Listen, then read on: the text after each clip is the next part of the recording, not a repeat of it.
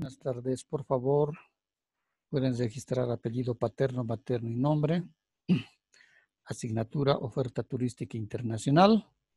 Ahora veremos las características que tiene el continente africano y la oferta turística de los diferentes países, para lo cual nos abocaremos principalmente a aquellos países que reciben el mayor flujo turístico.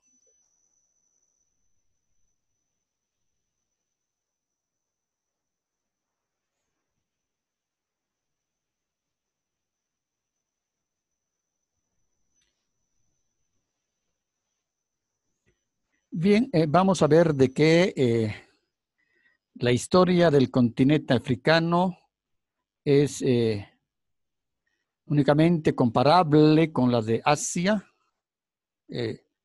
solo con el hecho de que se cree que África es la cuna de la vida. Es decir, que ahí tuvieron origen los primeros seres humanos. Desde entonces han sido varios los habitantes de la región. Hay esa teoría que establece de que toda la especie humana, y en este caso el Homo sapiens, proviene del continente africano.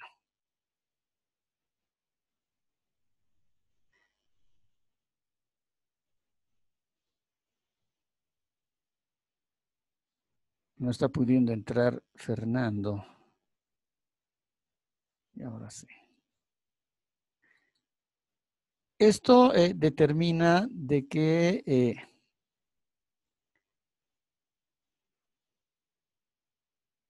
de esas épocas de la prehistoria, luego vemos ya las civilizaciones antiguas, y dentro de ellas, es decir, los egipcios.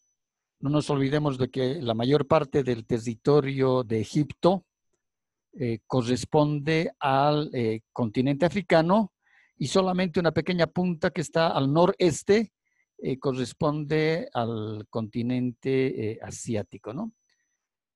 Por eso que los egipcios son de las primeras civilizaciones.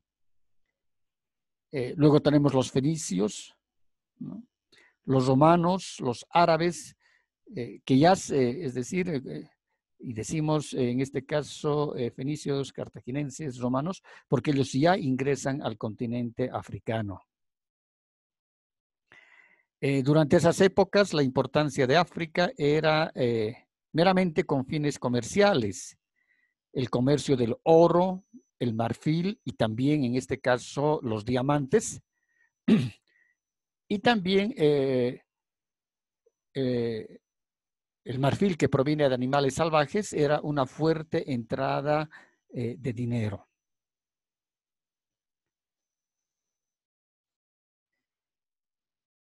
El nombre de África se obtiene de los romanos, los cuales llevaban los animales salvajes para diversión de las arenas, ¿no? Es decir, no podemos olvidar cuando vimos justamente Europa e Italia, en Roma se encuentra el Coliseo, y de esos coliseos habían en muchas ciudades italianas, y lógicamente que en este caso lo que se hace es principalmente llevar, en este caso,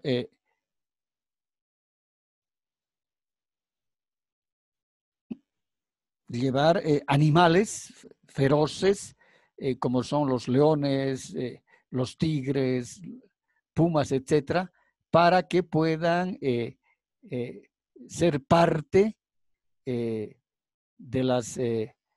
del regocijo del pueblo, ¿no? Y los gladiadores. Por eso que los romanos tenían un gran dicho, ¿no? Que decía pan y circo.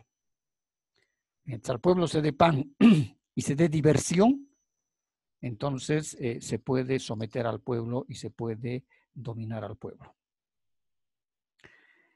A partir del siguiente siglo, África se verá partida en dos grandes regiones, la región sur y la parte islámica. Para el siglo XV, es decir, en los años 1400 de la era cristiana, se comienza a levantar las fronteras de los países que conocemos actualmente. Pero esto sucedió debido al reparto del continente que tuvieron las colonias europeas.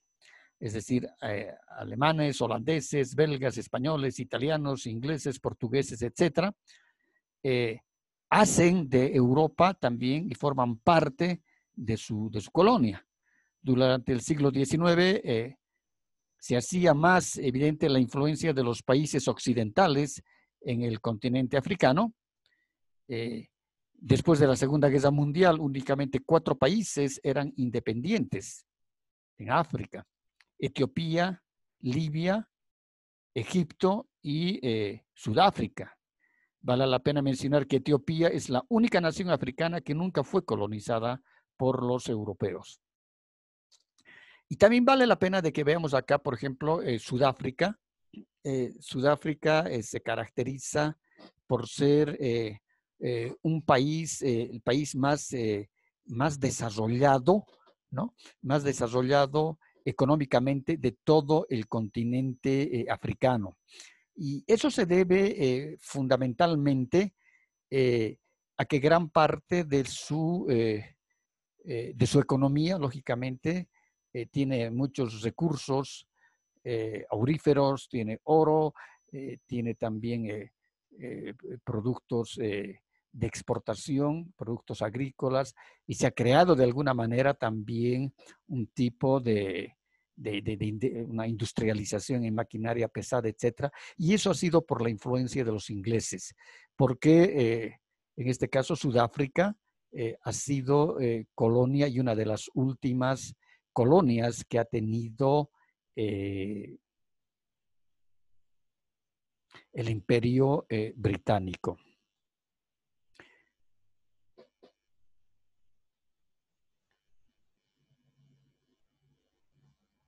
Todas estas colonias lo que hicieron en sí con África fue buscar su riqueza, explotar su riqueza y explotar a su gente, ¿no? No nos olvidemos de que cuando Colón descubre la América y luego van llegando los diferentes grupos colonizadores a la América, fueron españoles, portugueses, hubieron ingleses y también hubieron franceses, pero la mayor parte fueron, es decir, ingleses hacia Norteamérica, lo que vimos, Canadá, Estados Unidos, y a partir de México, por todo Centroamérica, la parte del Istmo, la parte de insular hasta Sudamérica, fueron principalmente españoles, ¿no?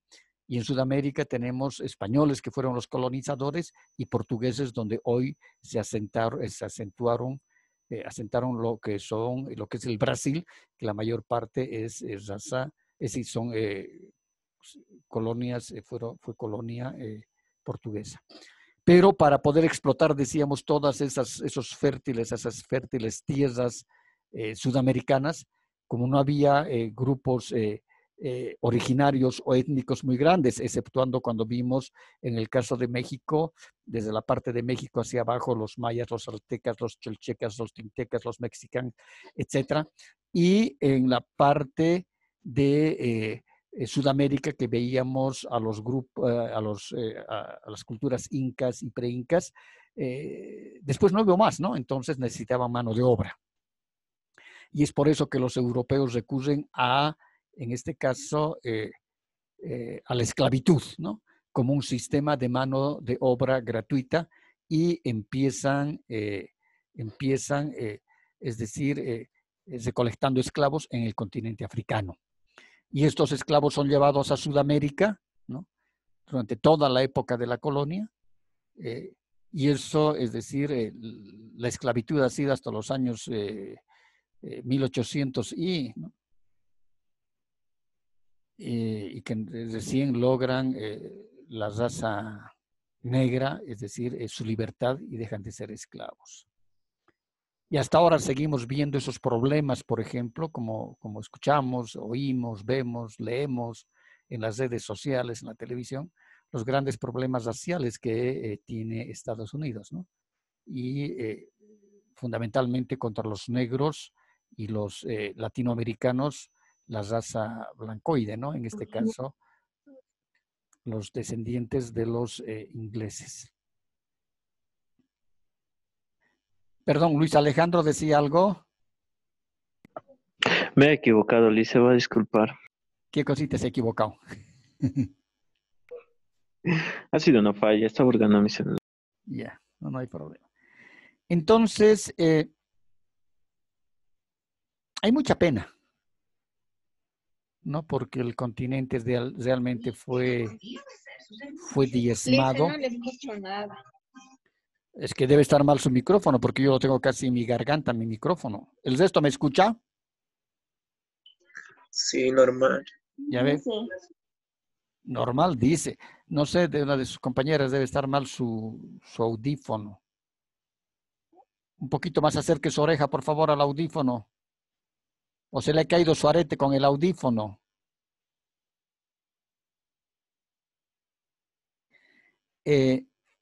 Entonces vemos cómo el continente ha sido diezmado, ¿no? Solamente el interés económico, la riqueza, esa explotación, por ejemplo, de los diamantes era algo deshumanizado, inaudito inclusive, cómo hacían trabajar a los pobres lugareños, ¿no? Cavando a mano, a pala y pico, porque tenían que horadar la parte de las colinas y hacían los agujeros y para buscar el carbón, porque dentro del carbón estaban los diamantes, ¿no? Entonces, realmente ha sido una deshumanización total que ha tenido la población originaria del África, ¿no? Les han quitado sus tierras, les han quitado sus derechos, les han quitado sus vidas. Por ejemplo, a partir de ya, de los, ya en la época de la colonia se ve, ¿no? Desde los años 1400, 1500, 1600, 1800, también han ido deforestando toda la parte que corresponde a los bosques. Es decir, la tala de árboles ha sido tan grande, ¿no? Y las maderas, lógicamente, que eran llevadas a Europa para las construcciones. La población local también necesitaba de combustión, ¿no? Combustible. Y el medio de combustible era solamente la leña. Entonces, las poblaciones locales también empiezan a deforestar, a chaquear, porque necesitan de la madera, ¿no? Para la leña. Entonces, eso afecta grandemente a los ecosistemas. Porque de esos grandes bosques y esos bosques tan tupidos que existían, ya queda muy poco, ¿no? Ya queda muy poco, inclusive, y el gran problema que tienen, porque no nos olvidemos de que el África es la cuna de los animales, de la fauna mayor, de la fauna salvaje mayor, ¿no?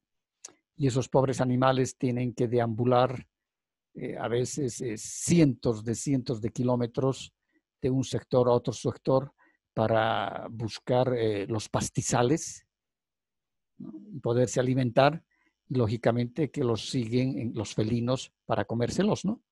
Dentro de la cadena alimenticia. Entonces, dentro de las características geográficas, por ejemplo, si nosotros sacamos un nivel medio, más o menos hay sectores que sí son montañosos, hay montañas que pueden llegar hasta los 4.000 metros sobre el nivel del mar, pero el resto de la llanura es de más o menos 400 metros sobre el nivel del mar, es decir, 400, 600 metros sobre el nivel del mar. Es decir, es un poquito más que Santa Cruz, ¿no? Eh, hay una gran diversidad de climas también, ¿no? El clima mediterráneo, por ejemplo, que son climas templados, con veranos secos y calurosos. Las estaciones de otoño y primavera son variadas en cuanto al clima y a las precipitaciones pluviales, porque hay lluvias en ciertos lugares y en otros lugares no hay, ¿no? Porque no nos olvidemos que gran parte del territorio africano también está constituido por desiertos, ¿no? Son lugares desérticos. El clima desértico, donde las precipitaciones no superan los 200 milímetros anuales, es decir, deben llover dos veces al año, ¿no? Y son pocas las precipitaciones. También hay un clima subtropical, principalmente en la parte norte y en el sur del continente, norte y sur del continente, porque en el sur está Sudáfrica, ¿no? El clima tropical, la región se halla beneficiada por abundantes precipitaciones pluviales, bastante lluvia. Las mayores precipitaciones de la zona son entre 1.500 y 200 milímetros anuales. Se encuentran a ambos lados de la banda ecuatorial, de la línea del Ecuador, ¿no? Es la que divide entre el hemisferio norte y el hemisferio sur, ¿no? También poseen una escasa amplitud térmica. Sus temperaturas promedios son de 25, 27 grados, pero hay lugares donde llega el calor hasta los 40 grados, ¿no? Y otra característica fundamental que también habíamos visto, por ejemplo, en el caso del continente asiático, aquí también se ve un poco, el calor a veces es insoportable en el día, ¿no? Eso es por los grados de insolación que puedan dar ¿no? los rayos de sol. Y en cambio en la noche baja la temperatura. Y es por eso que también en el continente africano se usa mucho el turbante, ¿no? El turbante no solamente para, como forma de sombrero en la cabeza, sino también, hemos dicho, el turbante sirve como un medio de protección, especialmente en la parte desértica, en los desiertos, hay mucha corriente de viento y los vientos traen pues gran cantidad de arena. Entonces, ¿qué es lo que hacen si están en una caravana? Hay muchas caravanas, hay muchos grupos que todavía son nómadas y que se dedican a, es decir, a recorrer poblaciones y poblaciones que a veces están mucho más alejadas unas de las otras, entonces tienen que cruzar el desierto, ¿no? Y a veces les pesca una tormenta de viento, entonces lo que hacen es quitarse el turbante, ponerse de 4 pies, con una mano agarran una punta porque el turbante es casi cuadrado, es rectangular. Entonces, con una mano una punta, con la otra punta, con un pie la otra punta y la cuarta punta con el otro pie. Entonces pasan esas ventoleras de arenisca y ellos pueden protegerse. Y en las noches baja muy abruptamente, muy rápidamente la temperatura que está en el desierto, que están en 40, 35, 40, 45 grados, ¿no? A veces baja a 18, 20. Entonces les sirve también como una frazada, una forma de cubrirse del frío, el turbante. Esto ha hecho, siendo un continente muy, es decir, muy devastado, ¿no? De que haya sectores, sí hay sectores, no diremos ricos, pero sí en vías de desarrollo, como es el caso del país de Sudáfrica y algunos más, pero principalmente Sudáfrica. Pero vemos otros lugares como Etiopía, Somalia, etcétera. Vemos realmente niños, por ejemplo, vemos niños con unas barrigas grandes, y no es de que esos niños tienen la barriga grande porque son niños gorditos, ¿no? No, sino que esos niños esas barrigas están llenas de parásitos, de gusanos. Y es uno de los niveles de desnutrición más altos. Y por eso decimos de que gran parte de la población en el África está por debajo del umbral de la pobreza. Es uno de los continentes más afectados por la pobreza, por las enfermedades, también por los problemas sociales. Es decir, como decían, a partir de la Segunda Guerra Mundial y un poco más, desde los años 60, muchos países recién empiezan a adquirir su independencia de las colonias europeas. Entonces y generalmente ellos buscan, es decir, un sistema político democrático, pero son democracias demasiado débiles, ¿no? Hay mucho problema entre los propios habitantes, las poblaciones, sus gobernantes. Entonces se está buscando la consolidación de que esas democracias sean más sólidas, y es por eso que la comunidad internacional ha trabajado mucho para poder consolidar democracias más solventes y lógicamente que puedan generarse mayores ingresos económicos a las poblaciones, ¿no? Y a los países. Realmente es algo inaudito de que ese nivel de desnutrición, por ejemplo, de los niños, es algo increíble. En Somalia, por ejemplo, esos países tan pobres, sobre eso la falta de agua potable. Es tan difícil conseguir agua en esos sectores tan desérticos, tan cálidos. Hay otros lugares, sí, que tienen bosques todavía húmedos, bosques muy verdes, muy frondosos, pero hay otros sectores, otras poblaciones que están en mucho más desbeneficio. ¿Preguntas?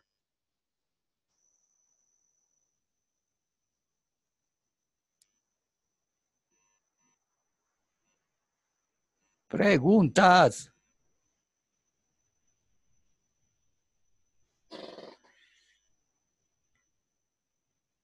¿No hay preguntas?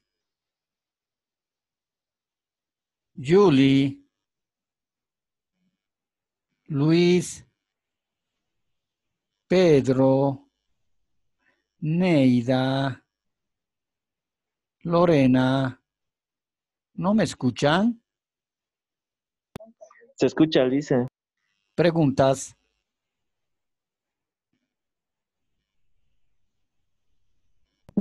No hay ninguna pregunta, Alice. Ya, todo está claro entonces.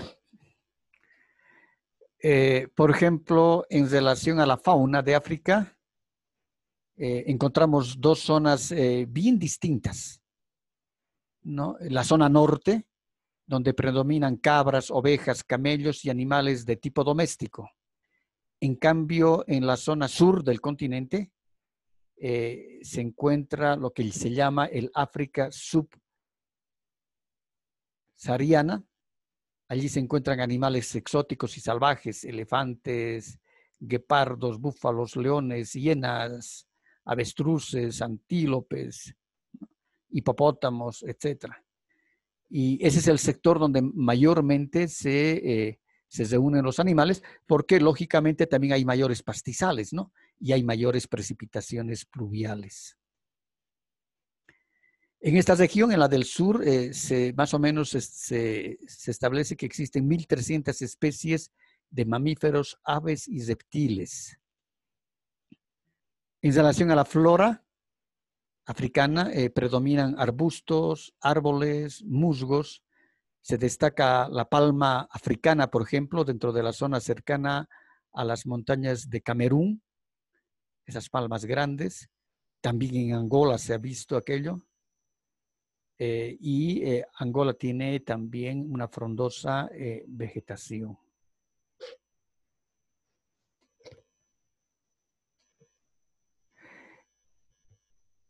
Hay también ciertas variedades de plantas que, es decir, pareciesen más que estuviesen más ocultas en la tierra, ¿no? En ciertos momentos salen,